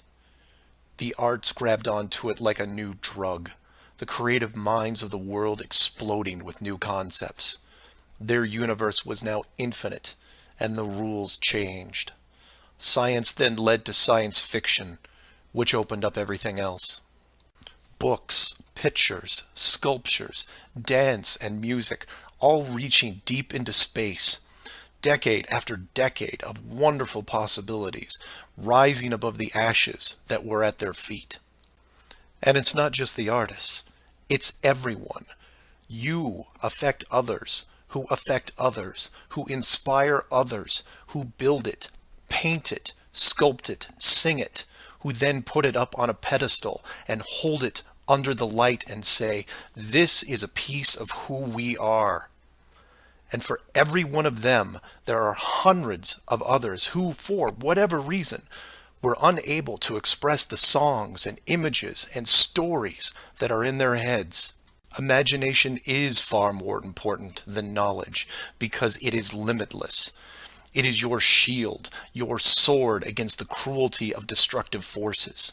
There are those right now who live in chaos, whose life is surrounded by a swirling nightmare from which they think they'll never escape. These are the true warriors of the world, and they are far braver than me. I am humbled by those who suffer the most. Know that mountains were built for you. Oceans were built for you. All of this was built for you, your struggles, and your trials by fire. It may be today, it may be tomorrow, but one day the curtain will close and this stage will be struck. And when the dust settles, no matter where you are right now, you'll see the big picture and have new eyes, and you will be shown what wonder really is.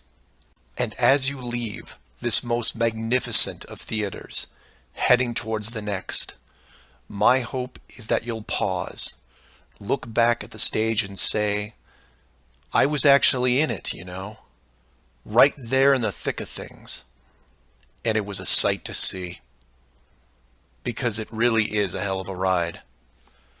Imagine what the next one will be like. Earth Clues Part 9, The Magic Show. This is part of a series of clues that can help you get your head around both the design of the flat Earth system we live in and who has been involved in the deception to hide it from you.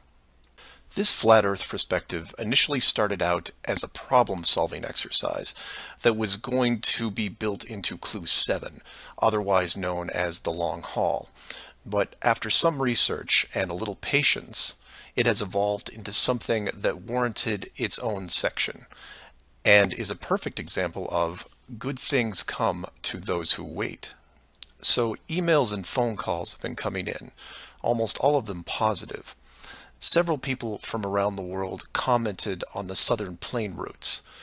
They said that while 95% of the long routes in that hemisphere were connections, which in itself raises red flags, there were a few pesky non-stops that seemed to contradict the overall logic.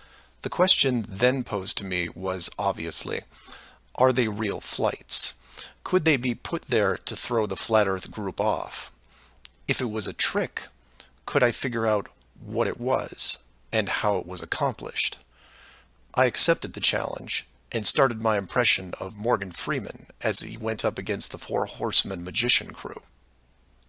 Now, admittedly, I was skeptical to start, because the flights went against the third rule, that being the flat Earth has no shortcuts. Only a globe has shortcuts. As in magic, I had to assume the rule was not being broken, but only hidden, or having the illusion of being broken. But first, I had to see the trick itself. I had to see the planes in question, and see them make the route. Anyone can list a flight, but does it actually go from point A to point B? With the help of several other people, this was then put to the test. While just about everyone with a cell phone knows about GPS and how it can track things, many people don't know that even though it's a system built by the military, there is a very public aspect to it. So while your phone is tracked at all times, so are other things, most notably all air traffic. Now, if you're military, you could view military planes. If you work at a cargo carrier like UPS or FedEx, you can view transport planes.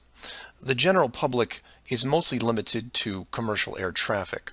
This can be viewed in several places, and the one I chose was planefinder.net.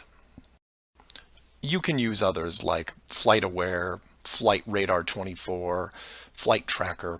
It makes no difference because they are all tied into the same exact GPS system. All these sites do basically the same thing, track every commercial plane in the world from start to end in real time. So I spend day after day looking at the Plane Finder global map, which you see here. At any given time, it's tracking between 3,000 to 7,000 flights that are en route anywhere in the world. You'll notice two different colors for planes, red and yellow. Yellow just means there's a 5-minute delay in processing and only applies to the United States. The point here is, in order to prove out these flights that go against flat Earth theory, I need to watch a few as they cross either the South Pacific or Indian Oceans. The web page updates automatically, but just to be sure, I close and reopen the page every 30 minutes or so and wait for an ocean plane. And I wait, and I wait, and I wait some more. Hours pass, days pass, and no red planes to entertain me. And somewhere in this process of me just staring at these empty oceans, waiting for a plane to cross, something occurs to me. Can you guess what it is? Nothing is crossing these oceans. Not non-stops, connections, multiple connections, nothing. But that's not possible, right? The planes have to reach their destinations. So I change gears and just watch the coastlines of anything in the southern hemisphere, and I start to see it. I follow a simple plane out of Brazil on its way to South Africa, which, by the way, is not part of the long-haul argument. It's offshore just a few hundred miles. I get something to drink, and when I come back, it's gone. Just a glitch, right?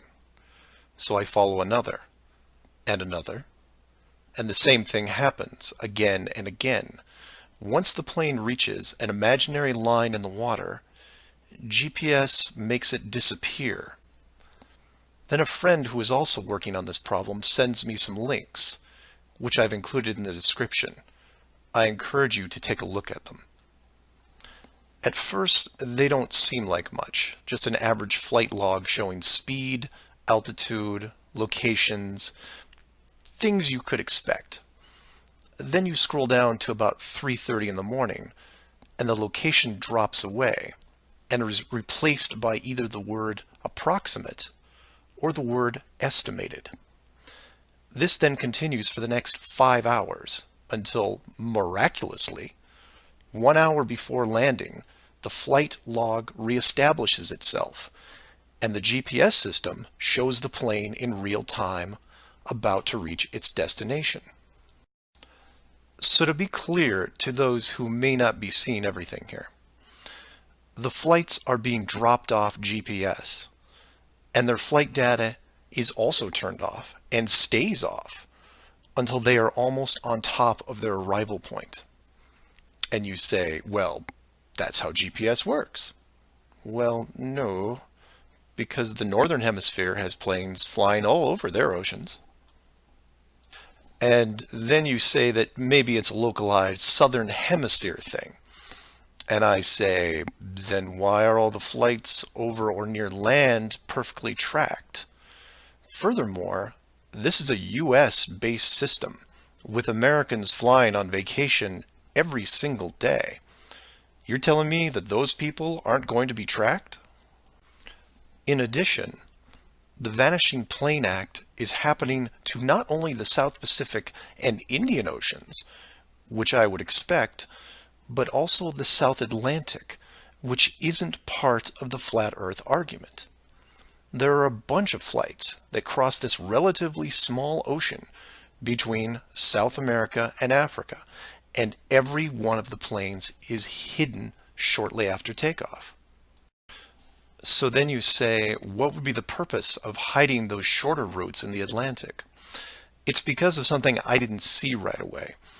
If you hide one flight, you have to hide them all. Showing the GPS routes in the Atlantic, but leaving out the Pacific and Indian Oceans would raise different questions. So the logic here, despite being very sneaky, is sound. The third rule is that the flat Earth has no shortcuts.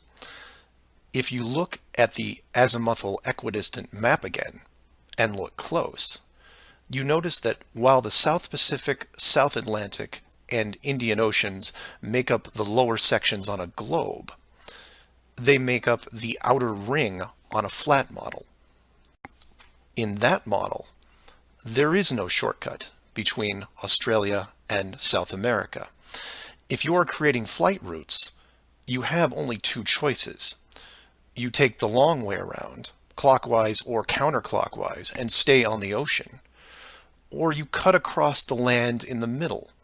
But if you cut across the land, you have to create connections, because on a globe, it wouldn't make sense to fly over the top of the United States to get to South America.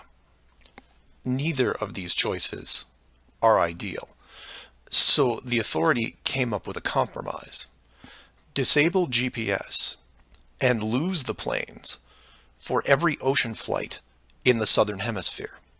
Then reactivate them once the destination is reached. This is just one of the lengths that they are willing to use to keep you from seeing it. Don't just hide some things, hide everything, so that maybe the topic isn't addressed. And some would come back and say, well, nice going. You just pointed out a flaw in their system, and sooner or later they will fix the gap. Maybe. But not soon, I think. Remember, this is a rule, not a guideline. They can't change the map, so they have to work within its limitations. If they have a better workaround, I can't wait to see it. So do your own research and ask questions. Oh, by the way, welcome to the Flat Earth, and enjoy your flight. Flat Earth Clues Part 10, Hiding God. This is part of a series of clues that can help you get your head around both the design of the flat Earth system we live in and who has been involved in the deception to hide it from you. As you can tell from the title, I'm taking a different approach. Eventually, I was going to have to address the question of what happens next, or what we do now with the information at hand. If you've made it through the guide and the first 9 clues, then at this point you're either buying into the flat model or on the fence. If this is the first one you went to because of the title, I recommend you go back, because we're not going to do much in the way of reviewing. But if you're still with me, then you would agree that 1, the world you've been taught has been kept from you, and 2, one way or another, you would like to prove this out. So how is this possible? The authority in question who created what you call the globe is guarding all the gates. They protect the sky, the outer edge, and most importantly, the education system that shows us at an early age what they want us to see. Nobody listening to this has their own spaceship or advanced rocket program. Nobody actually owns a long-distance icebreaker. And while some of you may have a private plane, I wouldn't recommend testing a military barrier that technically doesn't exist. But then again, you have to remember that this is not the story of David and Goliath. The hidden world was never going to be sustainable forever. As a civilization evolves, the tools the authority uses as a method of control become more vulnerable. I've learned many things about systems over the years, and one thing that I find most interesting is as layers of strength increase, the higher the chance that they can be used to your advantage. But maybe I'm talking in riddles. I should be boiling it down to what can be done by showing you what's being hidden, what's important, and how it can be spread to others without looking like a crazy person. To be clear, and I can't stress this enough, do not start conversations with the word flat earth. Think of it like Fight Club. The first rule of Flat Club is that you do not talk about Flat Club. Before you started waking up and watching all these things, you were like me. You laughed and mocked everything that was flat earth. You may have learned faster than others, but the knee-jerk reaction by 99% of the people was created the day they sat down in a classroom and stared at the globe. Look at the videos, not just mine, but others who are putting forward some great arguments, and ask the questions that people can relate to. I'm going to introduce 3 very important questions that you can use, each with a statement that precedes it, and each statement is a motivation for a different group of people. If you don't fall into one of these 3 groups, then I guarantee you know people that do. The first statement is this: you are being hidden. What do I mean by that? Well, this goes back to Clue 7 and Clue 9, which talk about the flights in the Southern Hemisphere. If you are flying a plane over the Southern Hemisphere, your flight is not being tracked. How can this be used to find out the truth? It's simple, it's quick, and it costs no money. No matter what country you live in, send a quick note to your local, state, or federal representative and ask them this question: why are citizens of our country flying over oceans without the safety net of the GPS system? And remind them that GPS stands for global, not partial. Without GPS, anything could happen to your plane and no one knows where you are. And while you're at it, remind them that the GPS system was built by the United States Department of Defense, who never does anything small. The system that is in effect now has what appears to be huge, deliberate gaps in the Southern Hemisphere only. Do not mention flat Earth. Just voice your concern about the safety of you, your loved ones, and your fellow citizens. Will they get back to you? Possibly. Will they give you a satisfactory answer? Not a chance, because they will only have what the military gives them.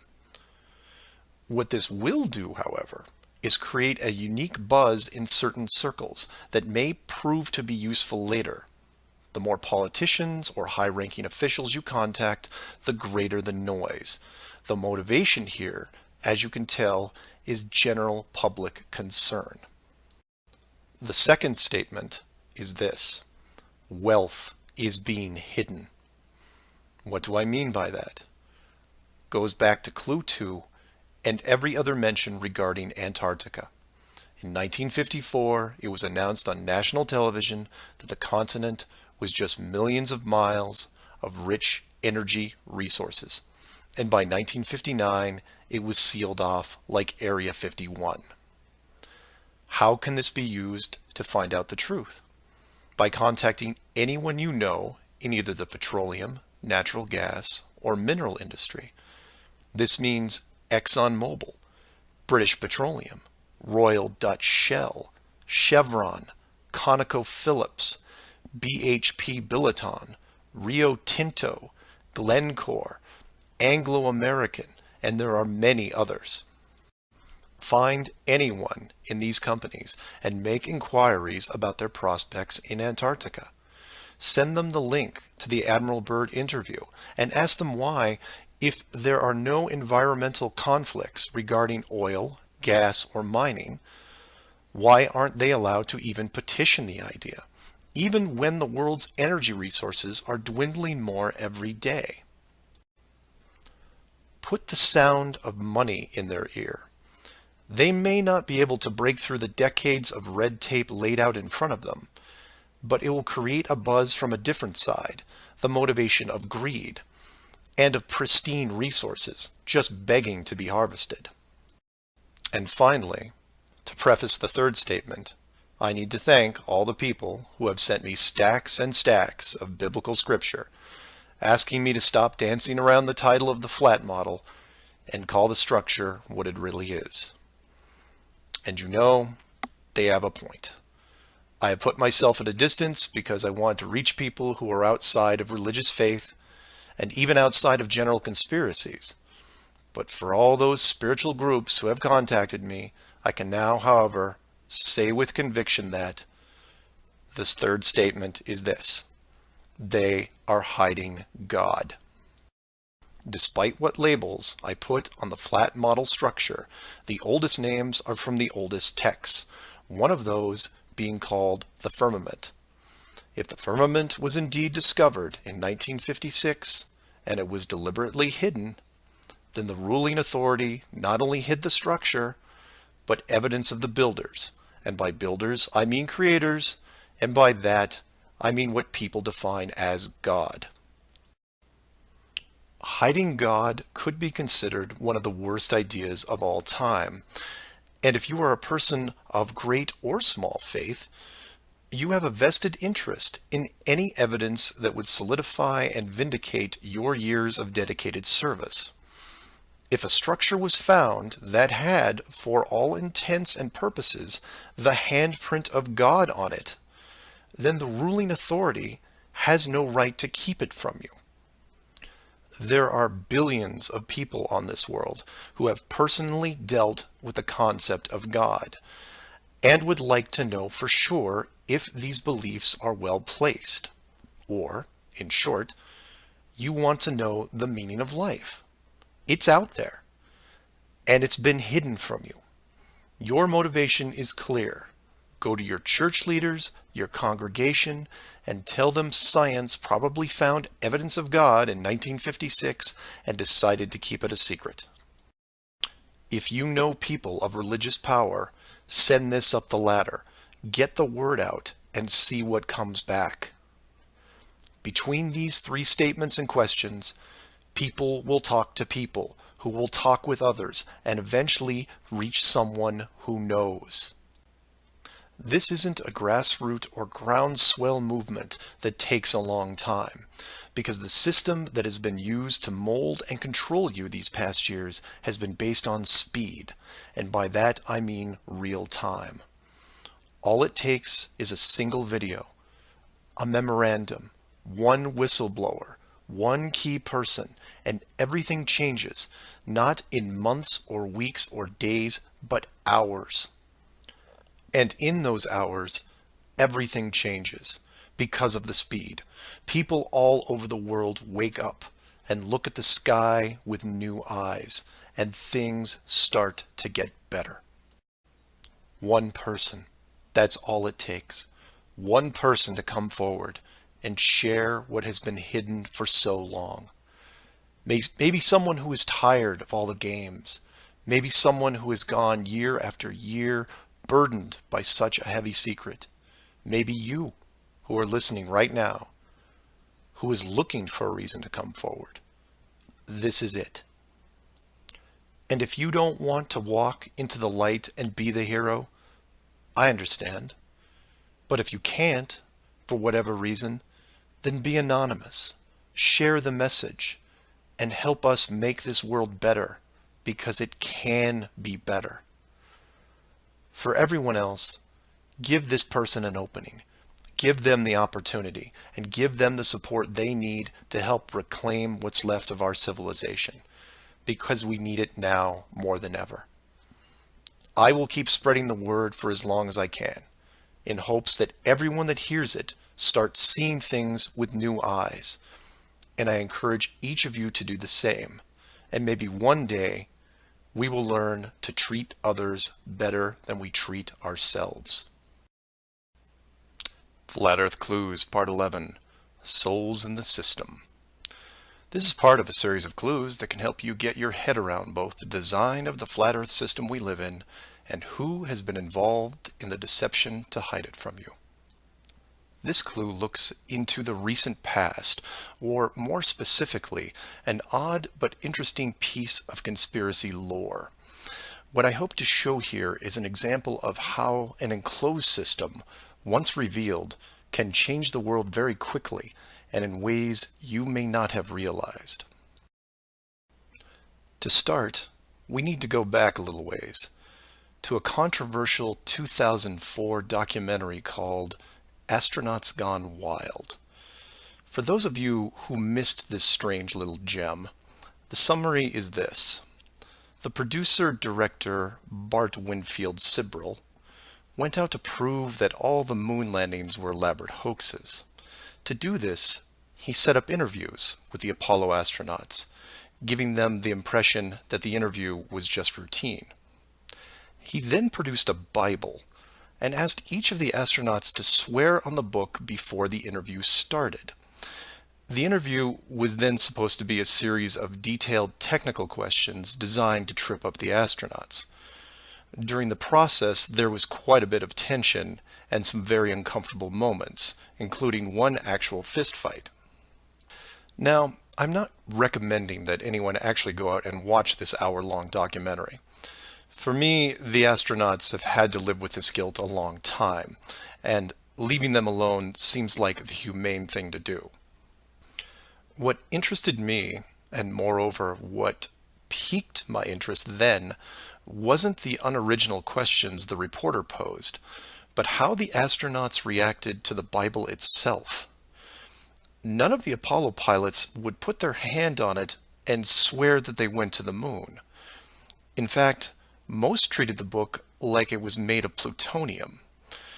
This puzzled me for years because it went against the basic rules of any cover-up, one of which is lie about everything. Now, the pilots of the Apollo program had done many interviews over the years, many televised, and had been going through their song and dance without really any instances of contention. So why not just go through the motions again? It is, after all, just a book, right? People lie under oath all the time. It's called perjury, and every country has an extensive system of laws and punishments to deal with it.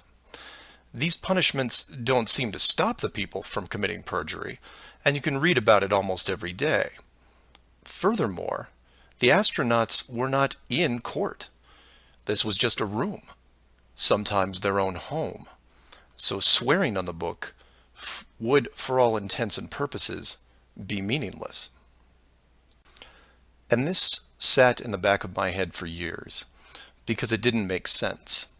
Why would astronauts, trained by a very large military science program, be afraid of just putting their hand on the book and just tell one more lie? Well, for them, it may have been more than just a book. It may have been a symbol of something much bigger. You see, for you, me, and almost everyone else, a holy book is a symbol of faith, because the creator or creators have yet to be revealed. But if you knew that the creators were real, then the book becomes something much more tangible, more relevant, more sobering. Or more to the point, the Apollo astronauts would have been let in on the enclosed system during their tenure with NASA, and over the decades, this system created certain truths for these men. one of which is someone could be watching. Now, whether the builders/creators are actually watching every little thing we do can be debated, but if you have proof that they are real, then the thought of your every move being scrutinized is a very real possibility. This is what you and I may suspect, but don't feel. The Apollo pilots, however, are a different story. If they were shown how the world really looked, then their attitude towards the book takes on a whole new meaning.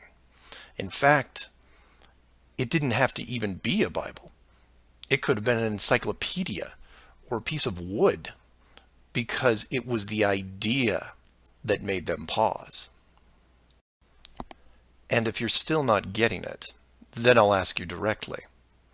If you actually saw some of the creators' handiwork and knew that there was a chance you were being watched, and there was a scorecard involved, would you swear against that and lie about something? Would you roll those dice and take the chance? Or to put it another way, everyone has gotten frustrated about something, then looked up and cursed the sky. Would you still do that if you knew that a creator was up there and possibly listening? That's just one example of how knowledge of the enclosed system changes people. The astronauts didn't want to roll the dice and lie because there was a real fear of retribution. And while they were confident that a bolt of lightning wasn't going to strike them down, they also weren't going to push their luck. And we all take on the same approach in daily life. Everyone who drives has run a stoplight. We know when we see the yellow light that it's too far away, so we hit the gas and hope for the best, especially if the traffic is light and we aren't putting anyone in danger. But you take that very same intersection and put a red light camera on it, well, then things change, don't they? Do you hit the gas and roll the dice? Not a chance. You hit the brakes and hope that you can stop in time because you are being watched. You may not be a model driver by any sense of the word, but you understand this rule and this place, and you don't break it. And this one aspect is why I'm pushing so hard to see the enclosed system revealed. Because as a civilization, we seem to be only as good as what we can get away with. This isn't an issue with freedom, it's an issue with doing the right thing. You know that running red lights is a bad idea.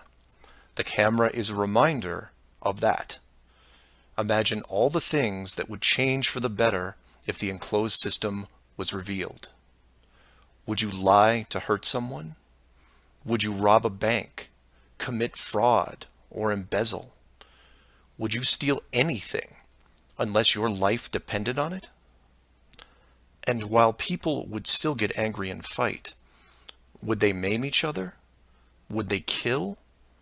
Would anyone knowingly commit murder? Would you bully or extort people for profit? In fact, knowing that the world was created, would you do anything malicious towards anyone? If the world is not a globe, but instead enclosed, then wars end.